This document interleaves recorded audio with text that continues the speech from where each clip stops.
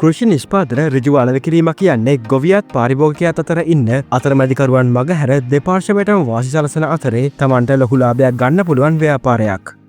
අද කාලේ නගරබඩ ජීවත් වෙන මිනිස්සුන්ට තියෙන ලොකුම ප්‍රශ්නයක් තමයි අලුත් සහ වසවිස නැති එළවලු පනතුරු සාධාරණ මිලකට හොයා ගන්න නැති එක.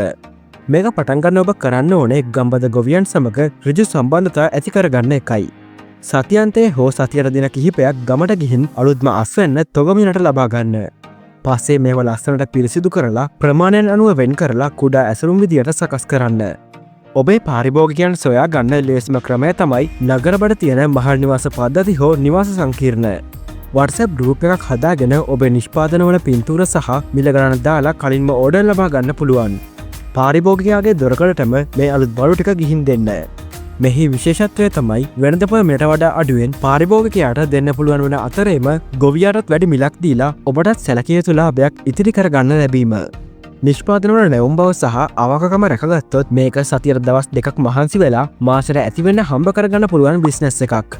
මේ වගේ බිස්නස් අයිඩියාස් ඉදිරියටත් බලන්න සබස්ක්‍රයිබ් කරන්න දී සිටින්න අප සමග.